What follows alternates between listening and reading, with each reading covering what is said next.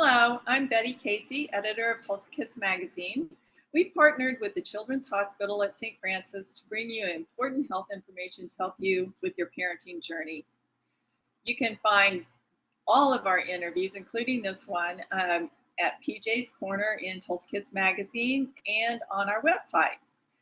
Today, we're talking to Julie Bernscher, a licensed clinical social worker with Laureate Psychiatric Clinic and Hospital, where she is a counselor and she works with children. Welcome, Julie. Thank you. Appreciate being here. It's nice for you to come. So, we're talking about sort of some back to school stressors. School has already started, we're into September. Um, can you talk about some common stressors for kids as they return to school? Absolutely. So they've had give or take 10 to 14 weeks off of a pattern and a transition that they've done for a little over 150 days. And so coming back into that pattern or that transition from, different sleep schedules, what's expected out of them, when their lunchtime is, who they're staying with, how much needs their attention, that coming back into the school system and that pattern or that schedule for them can be a little rough because their system is having to figure out how to reacclimate back into 150 plus days of school again. That's a lot of changes. So, what can parents do to sort of create a calm home environment? And for example, easing stressful mornings when kids may not want to get up, and they're going through this change.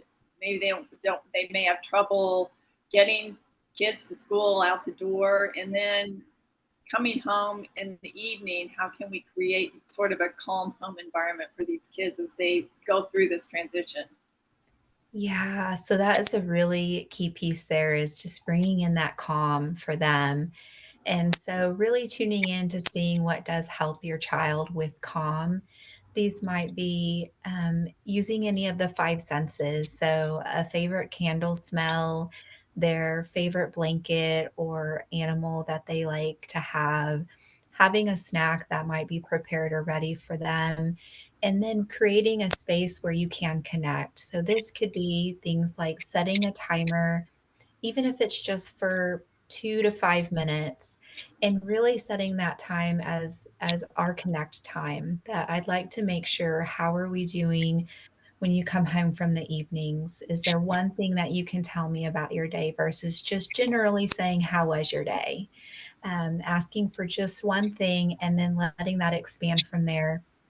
And then in the morning times, being able to connect in the evening to set things up for them ahead of time and have them work with you together to help pick out that outfit, put that backpack next to their items, helping them to prepare for their morning so that way when they get up, those transition things are there. Some kids also might need a list, and that really helps them as they check it off in the morning. They get really excited to be able to take it to you and show you that they were able to do it and complete it, and the satisfaction that comes for them and like, "I was able to do this on my own."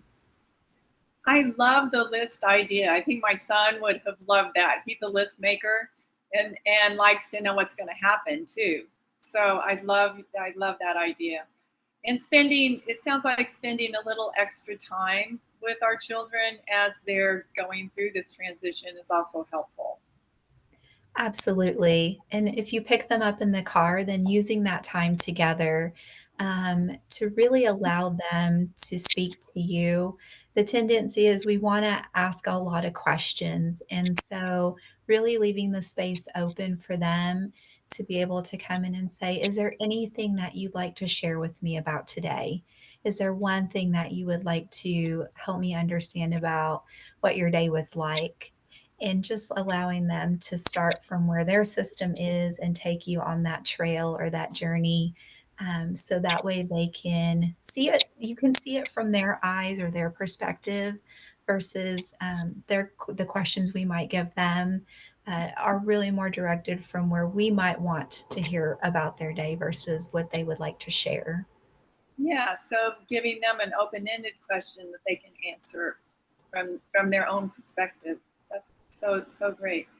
Um, so what are some signs that parents might watch for in their kids if they're feeling stressed or anxious? Sometimes they don't even know, or they may not be able to articulate that. So, what are some things we should watch for?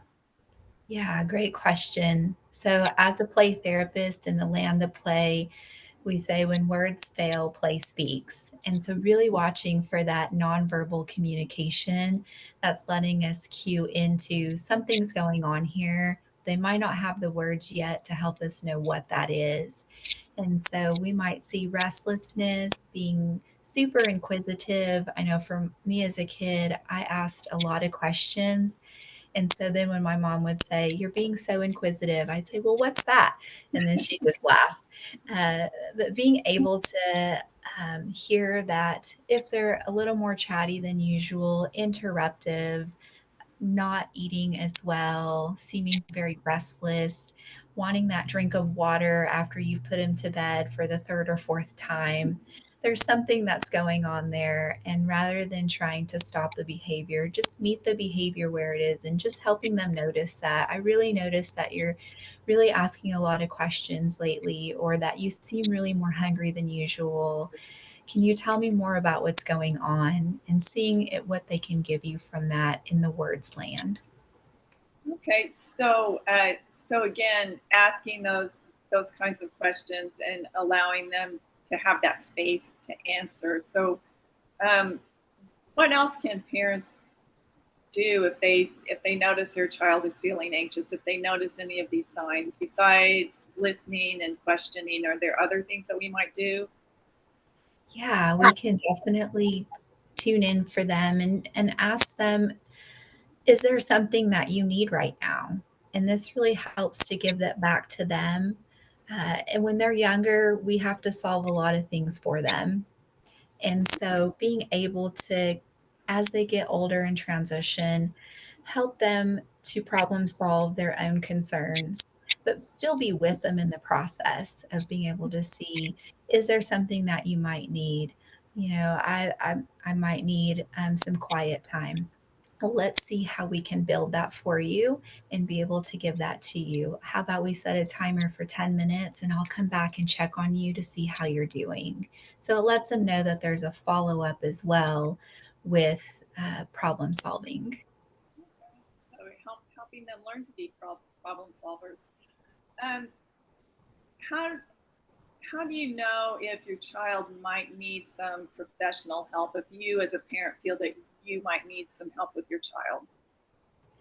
Yeah, so this might be a little tuning in for the parent to be able to notice where they are in their own skill sets or where their system at as well.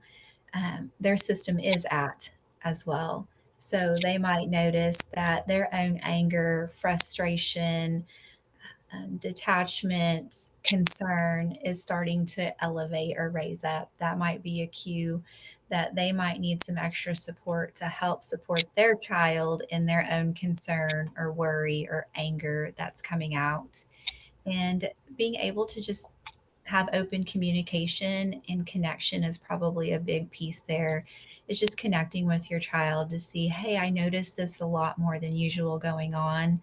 I'm wondering if we can have somebody come in and help us learn more about how to help that anger or to help that calm come back in, because it seems like worry seems to be taking up a lot of space right now. Good advice. Do you have other tips for parents regarding children's mental health as they ease back into this school year? Yeah, I think just stay curious with them. All behavior is communication in some form or fashion. So just staying tuned in to that behavior, uh, being a form of communication for kids, and being I think the other one I would say too is connecting with them on their level. Kids play. And so you might find a lot of information if you sit down and play Legos with them. Bring out a deck of cards and uh, play some cards with them. For the older ones, you might find connecting with them and being able to draw or do a crossword puzzle together, or listening to them about a book that they've had to check out recently for a project. And in that way, we come down to their level and be able to connect with them. And the distraction of the Legos or talking about the other things helps their system feel like they can connect in on the other things they might not have been sure on how to talk about. We've opened that window up to really get in there and hear what's going on.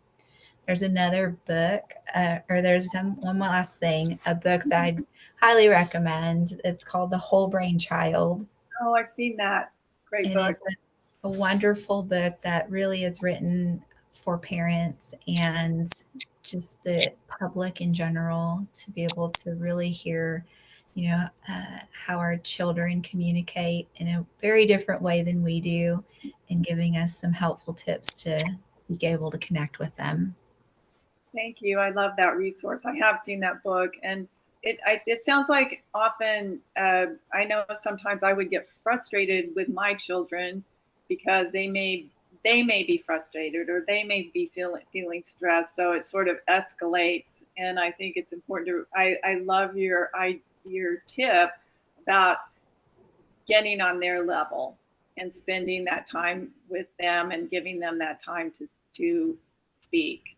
So sometimes Yes. it escalates. It definitely does. And so that's a good check in for adults to notice for themselves, is that if they feel themselves going with the emotion of that child, to kind of notice that and just go, wait, where is that coming from in me? And where do I need to do to check that right quick so that I can meet them where they're at? Because asking kids to come up to the land where we are, they're only the age they are, and that's as high as they can go. And so it really helps for us to be able to come to them and meet them where they are and see what it is that they're trying to communicate. Thank you. That's such good advice. I think not just for the school year, but in being a parent in general. I really appreciate your advice. So thank you so much for being with us today. Um, Absolutely. I also want to thank the Children's Hospital at St. Francis for this partnership. And again, you can look for PJ's Corner in Tulsa Kids Magazine and on our website for this interview and for more health information from the Children's Hospital at St. Francis. Thank you, Julie. Thank you. Appreciate your time, Betty.